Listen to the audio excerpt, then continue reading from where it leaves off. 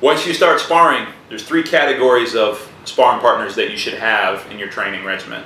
One is somebody who's better than you, that you're not going to be able to outpoint, you're going to learn a lot when you spar with them.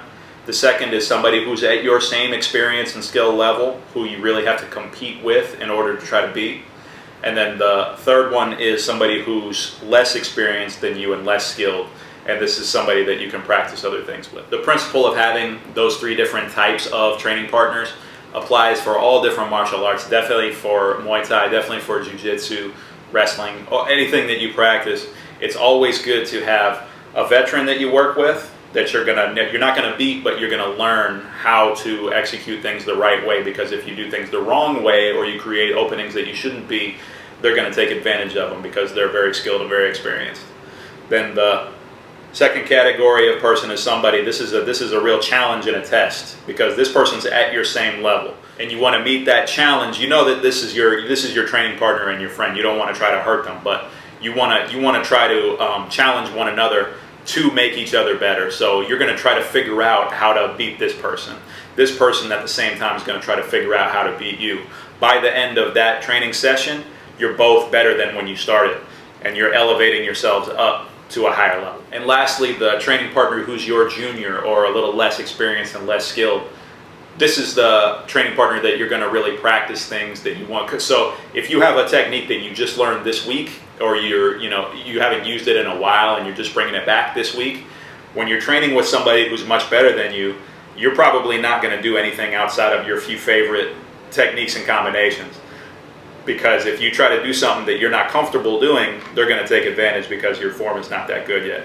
But when you're working against somebody who's less skilled and less experienced, you can really focus in and you can practice a lot of things that you wouldn't normally try against somebody better than you or your same level who you're really trying to beat. Also remember that when this is you and you're working with somebody who's your junior, remember that you are their more experienced fighter. So when you're working with them, you want to give them, you don't want to go all out and just beat them up and not have them learn anything. You want to give them looks so that they're learning each time. They're learning how attacks come out, how combinations come out, how to deal with them. Okay?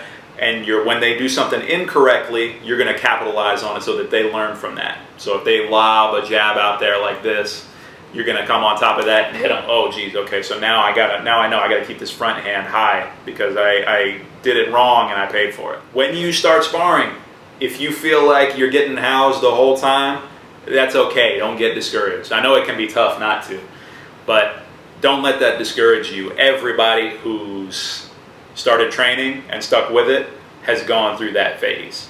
So if everybody you're sparring with feels like, if you feel like you don't have these three, you have the other noobs who are on your same level, and then everybody else is up here. So whenever I spar somebody who's got some experience, I don't know, they're just landing everything and it feels like I'm not landing anything.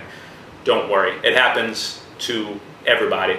And I promise, if you keep putting in the time and the effort and you keep focusing, okay, don't just come out and put your time in and think, well, as long as I'm on the mat for this certain amount of time. You have to keep focus, and you have to notice the mistakes that you make, and you have to notice the things that work as well as the things that don't work.